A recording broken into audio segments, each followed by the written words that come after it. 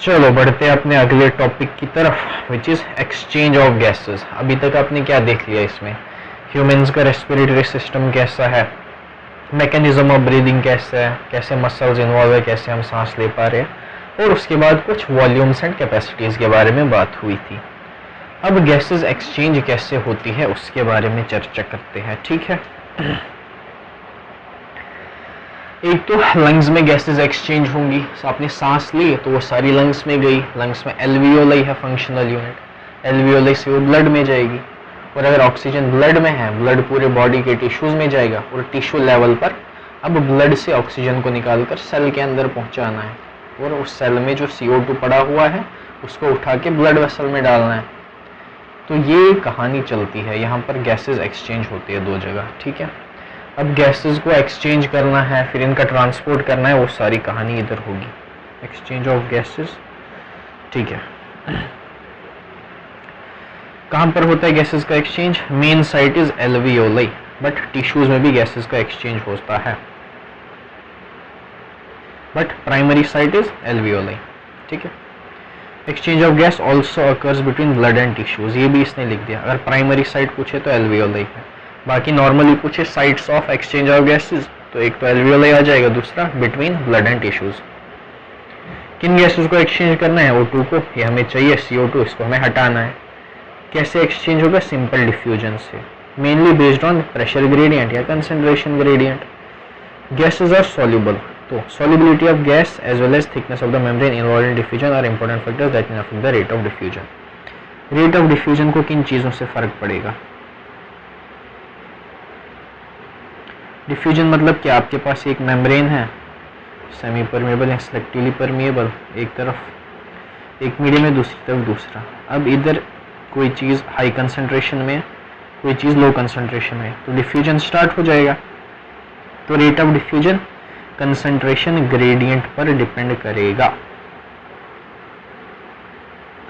Concentration gradient, क्या लिख रहा हूं मैं?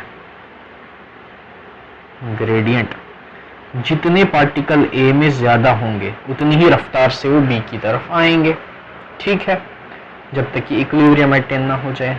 B क्या होगा? थिकनेस या साइज, थिकनेस ऑफ मेम्ब्रेन। ये जो मेम्ब्रेन इनको सेपरेट कर रही है ना, ये अगर ज्यादा मोटी मेम्ब्रेन होगी तो डिफ्यूजन बहुत धीरे धीरे होगा, और जितनी मेम्ब्रेन पतली होगी उतना डिफ्यूजन जल्दी होगा। सी साइज ऑफ पार्टिकल्स, ये पार्टिकल जितने छोटे छोटे होंगे उतनी जल्दी ये पार कर लेंगे, जितना इनका साइज बड़ा होगा उतना डिफिकल्टी होगी पार करने में, ठीक है। डी सॉल्युबिलिटी, कौन कितना सॉल्युबल है, अगर ज्यादा सॉल्युबल है तो इजीली डिफ्यूज हो जाएगा, सॉल्युबल नहीं है तो डिफ्यूजन में दिक्कत आएगी। These are the factors on which rate of diffusion depends. Thickness of membrane and temperature, temperature बढ़ाओगे गैसेस में रैंडमाइजेशन बढ़ेगी और डिफ्यूजन जल्दी होगा। Solubility of gases, they are involve in diffusion, are some factors, बाकी के फैक्टर्स मैंने आपको इधर बता दिए, ठीक है। Pressure contributed by individual gas in a mixture of gases is called as partial pressure. Partial pressure का क्या मतलब है? Partial pressure means अगर आपके पास गैसेस का मिक्सचर है, उनमें से एक गैस ने कितना प्रेशर कंट्रीब्यूट किया, that is partial pressure. Partial pressure is equal to mole fraction into total pressure. ये आई थिंक केमिस्ट्री में कहीं तो फॉर्मूला पढ़ते हैं। देखो पार्शियल प्रेशर सिंपली मैं समझाता हूँ। ये बेटा आपके पास एक बीकर है, इसका ढक्कन आपने बंद कर लिया है, इसमें आपके पास दो तरीके की गैसेस है, ठीक है बेटा।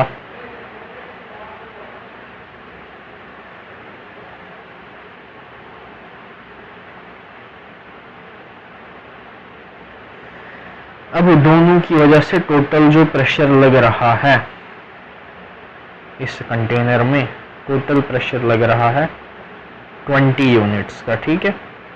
मैं कह रहा हूं इसमें जो ब्लैक वाले पार्टिकल्स है इनकी वजह से 5 यूनिट्स का प्रेशर लग रहा है।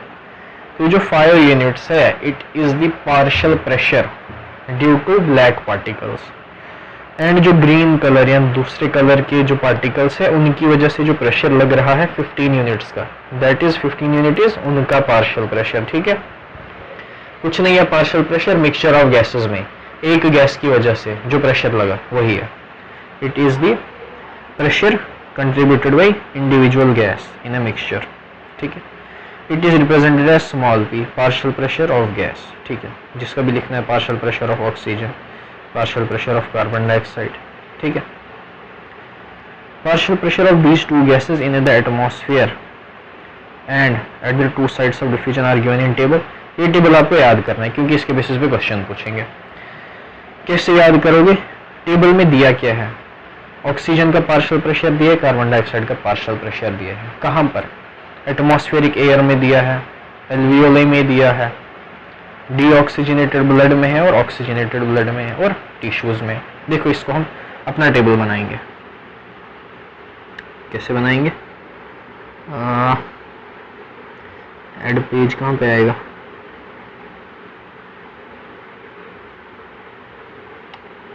ठीक है, हमारे पास दो गैसेस हैं, राइट। ऑक्सीजन गैस है, CO2 गैस है, ठीक है। कुछ देर वेट करो, समझ जाएंगी चीजें। अब हमें प्रेशर देखना है।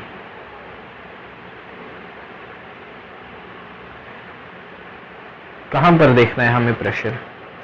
हम सीक्वेंस में बात करें। आप सांस ले रहे हो, किधर से ले रहे हो? एटमॉस्फेयर से ले रहे हो, तो एटमॉस्फेयर में प्रेशर देखेंगे। एटमॉस्फेयर से आपने सांस ली, वो किधर चली गई? आपके लंग्स में। लंग्स में कौन करता है एक्सचेंज? एल्वियोलाई। ये आपका एल्वियोलाई है और एल्वियोलाई के अराउंड क्या होती है? ब्लड वेसल्स होती है, जो कि डीऑक्सीजनेटेड ब्लड लेकर आती है कि भाई साहब मैं CO2 आपको दे दूंगी, आप जो ऑक्सीजन बाहर से लाए हो वो मुझे दे दो। एल्वियोलाई हो गया। एल्वियोलाई के बगल में ब्लड वेसल है जिसके अंदर डीऑक्सीजनेटेड ब्लड है। तो डीऑक्सीजनेटेड ब्लड में हम पार्शियल प्रेशर देखेंगे गैसेस का। देन अब ये जो ऑक्सीजन इस ब्लड वेसल को जब मिलेगा तो oxygenated blood vessel, sorry oxygenated blood में भी कुछ ना कुछ प्रेशर देखेंगे हम। और अल्टीमेटली ऑक्सीजनेटेड ब्लड करेगा क्या? अचार तो नहीं डालेगा, ब्लड में ऑक्सीजन है वो जाके टिश्यू को मिलना है, तो टिश्यूज के अंदर पार्शियल प्रेशर हम देखेंगे। ये टेबल आपको बनाना है, इंडिविजुअली याद करने बैठोगे कहानी नहीं बनेगी। जैसे मैं टेबल बना रहा हूँ ऐसे ही आपको टेबल, जैसे ही क्वेश्चन लिखा रेस्पिरेशन का, इमीडिएटली आपको क्वेश्चन पेपर के ऊपर ये टेबल बना लेना है। अब कैसे याद करना है? कुछ वैल्यूज बताऊंगा। 159, 104, 40, 95, 40, ऐसे मैंने याद किया था, ठीक है। 159, 104, 40, 95, 40, 159, 104, 40, 95, 40 याद कर लिया। अब इधर फिल कर लो। 159, 104, 40, 95, 40, ठीक है। अब अगली वैल्यूज याद करो। 45, 40, 45, 40, 0 पॉइंट समथिंग कुछ देखते हैं। अब ये कैसे फिल करना है? ये इधर से आपको स्टार्ट करना है। पहले आप ऐसे चले, आप ऐसे चलोगे। क्या कहानी थी? 45, 40, 45, 40, 0.3, 0.4 ऐसा कुछ है, ठीक है। बन गया टेबल। अब आपको कुछ भी पूछ सकते हैं, बताओ जी ऑक्सीजनेटेड ब्लड में CO2 का कितना पार्शियल प्रेशर है? ऑक्सीजनेटेड ब्लड में CO2 का इतना है, टिश्यूज में किसका कितना है वो आपको समझना है। अब कुछ चीज़ें ध्यान देने वाली बात है। मैंने क्या कहा, गैसेस का एक्सचेंज कैसे होता है? Based on their pressure gradient. Oxygen क्या करते हो, बाहर से अंदर लेते हो, तो मतलब ऑक्सीजन का ग्रेडियंट क्या होना चाहिए? जिस भी पाथवे के अलोंग ऑक्सीजन आ रही है, ग्रेडियंट के along higher to lower gradient आ रही है। ऑक्सीजन आप बाहर से ले रहे हो तो बाहर एटमॉस्फेयर में ऑक्सीजन का ग्रेडियंट सबसे ज्यादा होगा 159। बाहर से वो एल्वियोलाई में आई तो एल्वियोलाई में उससे कम होगा 104। एल्वियोलाई से जिसके अंदर हो जाएगी उधर एल्वियोलाई से भी कम होगा। अब ये मत बोलना कि 40 से 95 कैसे होगा। ध्यान से देखो, ब्लड डीऑक्सीजनेटेड था, तो डीऑक्सीजनेटेड ब्लड में जैसे ही आप ऑक्सीजन ऐड कर लोगे तो ऑक्सीजन का अमाउंट एकदम से बढ़ जाएगा उधर। तो जैसे ब्लड को आपने ऑक्सीजनेट किया तो ऑब्वियस सी बात है ऑक्सीजन ऐड किया तो ऑक्सीजन का पार्शियल प्रेशर बढ़ेगा, ऑक्सीजन 40 से 95 हो जाएगा। और फिर टिश्यूज, अब इसको टिश्यू के अंदर जाना है तो टिश्यू में कम होगा 40। सिमिलरली कार्बन डाइऑक्साइड का क्या होता है, वो आप बॉडी से बाहर निकालते हो। कार्बन डाइऑक्साइड टिश्यूज में सबसे ज्यादा होता है, कितना? 45। टिश्यू से वो ऑक्सीजनेटेड ब्लड में जाएगा। क्यों? क्योंकि ऑक्सीजनेटेड ब्लड में ऑक्सीजन ज्यादा है, CO2 कम है। CO2 कम है तो टिश्यू से वो डिफ्यूज हो जाएगा। अब जैसे ब्लड में CO2 हो जाएगा तो ब्लड ज़्यादा CO2 होने की वजह से डीऑक्सीजनेट हो जाएगा, 40 से 45 बढ़ जाएगा। फिर एल्वियोलाई में और कम CO2 है, 40 है, और एटमॉस्फेयर में उससे भी कम है, तो एटमॉस्फेयर में चला गया। कैसे बनाना है टेबल, स्पीड में कैसे बनाते हैं, देखो 5 आपको सीक्वेंस में याद होनी चाहिए। पहले एटमॉस्फेरिक एयर है, वहाँ से कहानी एल्वियोलाई में आई, फिर उसके बाद डीऑक्सीजनेटेड ब्लड में आई, ऑक्सीजनेटेड ब्लड में आई, वहाँ से टिश्यूज़ में आई। पहला ऑक्सीजन गैस है, दूसरा CO2 है। 159, 104, 40, 95, 40। अब उल्टा 45, 40, 45, 40, 0.3। आई थिंक कितना 10 सेकंड या 15 सेकंड लग गए होंगे। तो इतना स्पीड में आपको ये चीज़ें करनी है। 2-3 बार प्रैक्टिस करो चीज़ें बनाने की, इस सीक्वेंस को याद करो कि एटमॉस्फेयर से एयर एल्वियोलाई में आती है, फिर डीऑक्सीजनेटेड ब्लड में, ऑक्सीजनेटेड ब्लड में, फिर टिश्यूज़ में। पहला कॉलम ऑक्सीजन का है और वो ऑक्सीजन का है, दूसरा CO2 का है। सीक्वेंस 159, 104, 40, 95, 40, फिर उल्टा 45, 40, 45, 40, 0.3। यस और नो, यस और नो। देखो यही टेबल है, और यूनिट क्या है प्रेशर का, मिलीमीटर्स ऑफ मरकरी। वही दिया है, atmospheric air, alveoli, deoxygenated blood, oxygenated blood, tissues. 159, 104, 40, 95, 40, 45, 40, 45, 40, 0.3। Clear हुआ कि नहीं हुआ? This data which is given in the table clearly indicates a concentration gradient. इधर से जाओ इधर ग्रेडियंट ही तो है, इधर से इधर जाओ ग्रेडियंट ही तो है। और यहाँ की कहानी मैंने तुम्हें समझा दी कि ब्लड में ऑक्सीजन ऐड करोगे तो कंसंट्रेशन बढ़ जाएगी, CO2 ऐड करोगे तो कंसंट्रेशन बढ़ जाएगी। Similarly a gradient is present for CO2 in the opposite direction. हाँ समझा दिया। As solubility of carbon dioxide is 20 से 25 गुना ज्यादा, याद कर लो। CO2 की सॉल्युबिलिटी 20 से 25 गुना ज्यादा है ऑक्सीजन के कंपैरिजन में। तो हम the amount of carbon dioxide that can diffuse through the diffusion membrane per unit difference in partial pressure is much higher compared to that of CO2। क्या कहना चाह रहा है ये अगर ऑक्सीजन इधर से इधर आना चाहता है और CO2 यहाँ से यहाँ जाना चाहता है, अगर पार्शियल प्रेशर डिफरेंस दोनों तरफ मान लो 2 mm ऑफ मरकरी का डिफरेंस है, इतना ग्रेडियंट है, तो इस ग्रेडियंट से अगर हम 1 ml ऑक्सीजन को ट्रांसपोर्ट कर पा रहे हैं, अब क्योंकि CO2 20 से 25 गुना ज़्यादा सॉल्यूबल है, तो इसी ग्रेडियंट में हम 5 से 6 ml, मैं एग्जांपल दे रहा हूँ, 5 से 6 ml CO2 का ट्रांसपोर्ट करा लेंगे अक्रॉस द मेम्ब्रेन। वही कह रहे हैं the amount of CO2 that can diffuse it is much higher as compare to oxygen.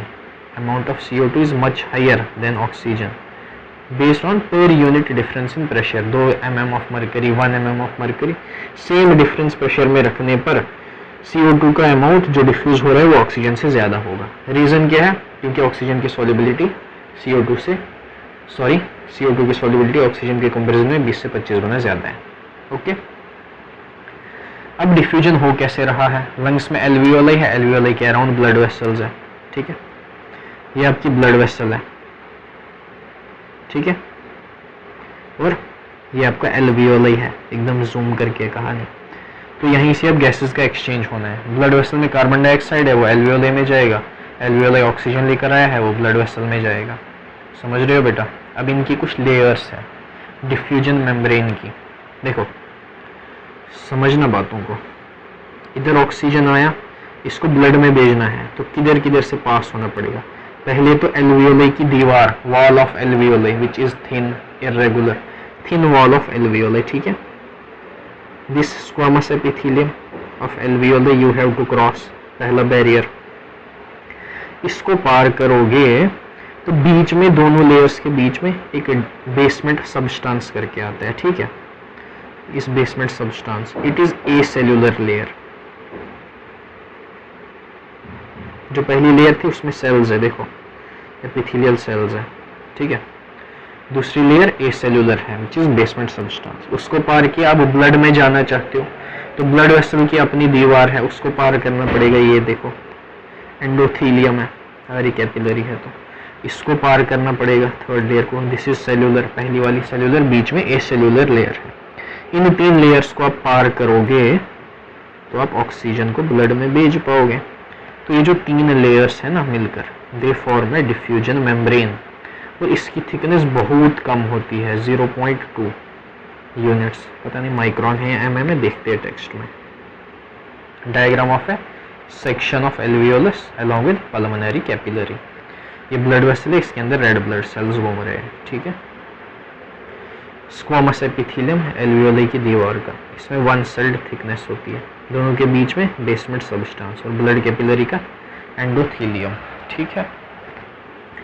The diffusion membrane is made up of 3 major layers. इन लेयर्स में से 2 सेल्यूलर है, एक ए सेल्यूलर है बीच वाली। तो अगर पूछेगा बेसमेंट डिफ्यूजन मेम्ब्रेन में कितनी सेल्यूलर लेयर्स हैं, तो 2 ही है। 3 लेयर्स के नाम क्या है? पहले लंग को पार करना है तो स्क्वामस एपिथेलियम पार करना पड़ेगा, देन उसके बाद बेसमेंट सबस्टेंस आ जाएगा दोनों के बीच का, basement substance in between them, और उसके बाद ब्लड वेसल का एंडोथेलियम आ जाएगा, एल्वियोलर कैपिलरीज। ब्लड वेसल में जो बहुत पतली पतली ब्लड वेसल्स होते हैं उनको कैपिलरी कहते हैं। अब बेसमेंट सब्सटेंस की कुछ कहानी इसने बताई है। बेसमेंट सब्सटेंस के बारे में क्या डिटेल है देखो। Basement substance, it is composed of a thin basement membrane which is supporting the squamous epithelium and the basement membrane around the single layer endothelial lining of capillaries। ठीक है, ये एक्सोलर layer होती है, दोनों की बेसमेंट मेम्ब्रेन्स को support करती है। However, its total thickness is much less than a millimeter. I think 0.2 mm होती है total thickness इस लेयर की। Therefore, all the factors in our body are favorable for diffusion of oxygen from alveoli to tissue and carbon dioxide का tissue से alveoli की तरफ। ये सारे फैक्टर फेवर कर रहे हैं, बहुत पतली पतली लेयर्स है ताकि गैसेस इजीली डिफ्यूज हो सके। इतना क्लियर हुआ अच्छे से? वो जो टेबल है उसको अच्छे से याद कर लेना, ये तुम्हारा टास्क है, उसको लिख लिख के प्रैक्टिस करो, बाकी उसके बेसिस पे बहुत सारे क्वेश्चंस बनेंगे।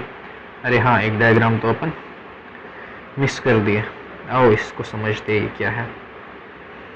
देखो, सर्कुलेशन के बारे में तुम्हें कुछ आइडिया है? अगर नहीं है तो मैं दे देता हूँ।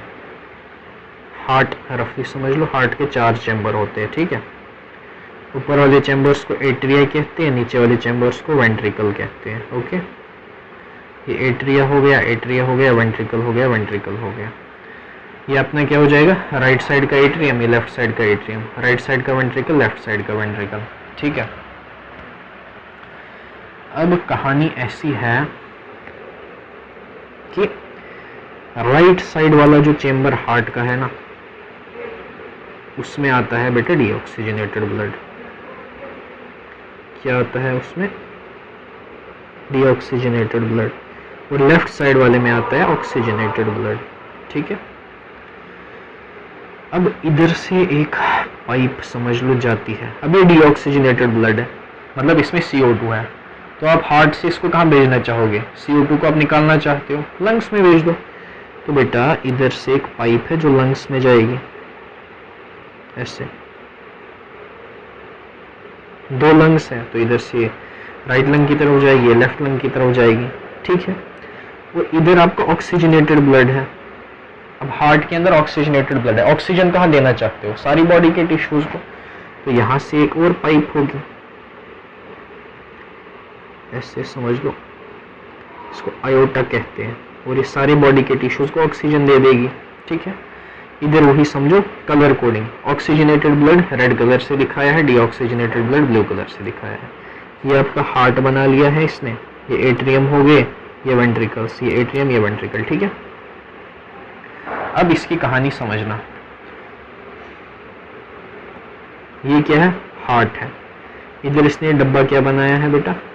ये एक एल्वियोलाई बनाया है इसने, जहाँ पर गैसेस का एक्सचेंज हो रहा है। और ये क्या बनाए हैं? बॉडी के टिश्यूज बनाए हैं, ठीक है। कैसे हार्ट बॉडी के टिश्यूज तक ऑक्सीजन देगा और उनसे CO2 को ले लेगा, और कैसे हार्ट ने CO2 को लेकर लंग्स को दे दिया, और कैसे लंग्स से ऑक्सीजन लेकर टिश्यूज को दे दिया। ये इस डायग्राम में समझना है, कुछ भी टफ नहीं है, धीरे धीरे समझेंगे। लंग्स में क्या हो रहा है? Alveolar air. टेबल याद करो, एल्वियोलर एयर में ऑक्सीजन कितना था? 104 था, ठीक है, 104 mm मरकरी। और कार्बन डाइऑक्साइड कितना था? 40 था, टेबल में देख लो। लंग्स में ऑक्सीजन 104 था, CO2 40 था, इसमें कोई दिक्कत नहीं है। अब लंग्स में हो क्या रहा है? लंग्स में आप ऑक्सीजन उठा रहे हो और वो पूरी बॉडी को देना है, पहले हार्ट में भेजेंगे हम। हार्ट ही तो पूरी बॉडी को ब्लड पंप करता है, तो हार्ट में ऑक्सीजन डाल दो, पूरी बॉडी को दे देगा। तो ये ऑक्सीजन इधर से हार्ट में आया, ठीक है। ऑक्सीजन कैसे आया, एक पाइपलाइन है जो हार्ट में ले जा रही है इसको, ओके। ये इस पाइप के थ्रू आया, हार्ट में आया। ऑक्सीजनेटेड ब्लड किस साइड में होता है, लेफ्ट साइड में होता है, तो हार्ट के लेफ्ट साइड में ऑक्सीजन आया। इतना क्लियर है। अब इस ऑक्सीजन को क्या करेगा, हार्ट पूरी बॉडी को दे देगा। इधर से एक पाइप बाहर निकली जो पूरी बॉडी को, ये देखो बॉडी के टिश्यूज दिखाए हैं, इधर इन टिश्यूज में ऑक्सीजन जा रहा है। तो ऑक्सीजन कहाँ से आया कहाँ गया, ये सर्किट क्लियर है। लंग्स में पार्शियल प्रेशर ऑक्सीजन का ज़्यादा था, तो उधर से ब्लड वेसल में गया ऑक्सीजन, वहाँ से हार्ट के लेफ्ट में आया और हार्ट ने इसे बॉडी के टिश्यूज तक पहुँचा दिया। अब बॉडी के टिश्यू ने ऑक्सीजन को यूज़ किया, अपनी एनर्जी बना ली और टिश्यूज में CO2 बन गया। टिश्यूज से CO2 का क्या होगा, टिश्यूज से CO2 को हटाया जाएगा, दूर फेंका जाएगा लंग्स में और लंग्स से बाहर। तो इधर देखो, अब टिश्यूज में कार्बन डाइऑक्साइड है, वो ब्लड वेसल में जा रहा है। अब पहले वो हार्ट में जाएगा और हार्ट से वो लंग्स में चला जाएगा और लंग्स से बाहर। डीऑक्सीजनेटेड ब्लड हार्ट के राइट साइड में होता है, तो यहाँ से एक पाइप जाएगी जो हार्ट के राइट साइड में डीऑक्सीजनेटेड ब्लड लेकर जा रही है। फिर हार्ट से पाइप लंग्स की तरफ जाएगी, ये जा रही है और ये लंग्स में भेज रही है डीऑक्सीजनेटेड ब्लड को, ठीक है। इतना क्लियर हो गया। और इधर से CO2 बाहर चला जाएगा एक्सपायर्ड एयर के थ्रू। इतना क्लियर है। इधर देखो, कुछ वैल्यूज आपको याद करनी पड़ेंगी। सिस्टमिक आर्टरी मीन्स बॉडी की आर्टरीज। देखो, ब्लड वेसल्स में आर्टरीज हो सकती है, वेन्स हो सकती है और कैपिलरीज हो सकती है। कैपिलरी मतलब बहुत छोटी ब्लड वेसल। आर्टरी जो भी बॉडी की है ना, वो ऑक्सीजनेटेड ब्लड देती है, रेड कलर से होती है वो। वेन्स मतलब बॉडी में नहीं होती है, बट रिप्रेजेंटेशन डायग्राम्स में वेन्स में CO2 ज़्यादा होता है और वो CO2 को लेकर जाती है, ब्लू कलर से उनको बनाते हैं हम डायग्राम में, ठीक है। इनमें बस एक एक्सेप्शन है, जहाँ पल्मोनरी जुड़ेगा वहाँ कहानी बदल जाएगी। अगर मैं कह रहा हूँ पल्मोनरी आर्टरी, आर्टरी होने के बावजूद वो क्या करेगी, CO2 को कैरी करेगी। अगर मैं कह रहा हूँ पल्मोनरी वेन, वेन होने के बावजूद वो क्या करेगी, ऑक्सीजन को कैरी करेगी, ठीक है। ये क्या कह रहे हैं, सिस्टमिक आर्टरी मतलब जनरल आर्टरी की बात कर रहे हैं। आर्टरी की बात हो रही है तो ऑक्सीजनेटेड ब्लड होगा। ऑक्सीजनेटेड ब्लड में ज़रा प्रेशर देखना, तो ऑक्सीजन का 95 और CO2 का 40।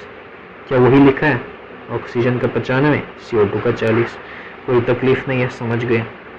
इधर देखो बेटा, सिस्टमिक वेन्स मतलब नॉर्मल वेन की बात कर रहे हैं, डीऑक्सीजनेटेड ब्लड। डीऑक्सीजनेटेड ब्लड में ज़रा प्रेशर देखना, तो ऑक्सीजन का 40 CO2 का 45। डीऑक्सीजनेटेड है तो बेसिकली CO2 का ज़्यादा होगा, CO2 का 45 ऑक्सीजन का 40। ये डेटा समझ गए, कोई तकलीफ नहीं हो रही है। पल्मोनरी आर्टरी, आर्टरी होने के बावजूद भी ये डीऑक्सीजनेटेड ब्लड कैरी करेगी। पल्मोनरी वेन, वेन होने के बावजूद भी ये ऑक्सीजनेटेड ब्लड कट करेगी, कैरी करेगी। पल्मोनरी मतलब related to lung. Pulmonary artery, pulmonary word जोड़ा तो ये डीऑक्सीजनेटेड ब्लड है। डीऑक्सीजनेटेड ब्लड, पल्मोनरी वर्ड मतलब लंग। लंग के साथ डीऑक्सीजनेटेड ब्लड का क्या रिश्ता है, डीऑक्सीजनेटेड ब्लड लंग में जाता है, तो देखो जा रहा है ये लंग में हार्ट से। पल्मोनरी वेन, वेन मतलब पल्मोनरी वर्ड जुड़ गया तो एक्सेप्शन है। Pulmonary vein oxygenated blood, pulmonary मतलब लंग, तो लंग और ऑक्सीजनेटेड ब्लड की क्या कहानी है, लंग से ऑक्सीजनेटेड ब्लड आता है हार्ट की तरफ, तो देखो आ रहा है हार्ट की तरफ। तो लेबलिंग समझ गए, पल्मोनरी वेन होगी तो ये ऑक्सीजन कैरी करेगी, तो रेड कलर की होगी। पल्मोनरी आर्टरी होगी तो ये डीऑक्सीजनेटेड ब्लड कैरी करेगी, तो ब्लू कलर से होगी। एरोज भी तुम समझ जाओगे कि कौन किधर से आ रहा है, कहाँ को जा रहा है, क्या उसका फंक्शन है, कहाँ से आई है, कहाँ को जाएगी। हाँ, पागल बायोलॉजी मुझे मरवाएगी, ठीक है। समझ गए, ये एकदम इजी, एक एक चीज़ को समझना है, कुछ भी डिफिकल्ट नहीं है, ठीक है। आज के लिए इतना ही। ट्रांसपोर्ट ऑफ गैसेस अगले लेक्चर में पढ़ते हैं।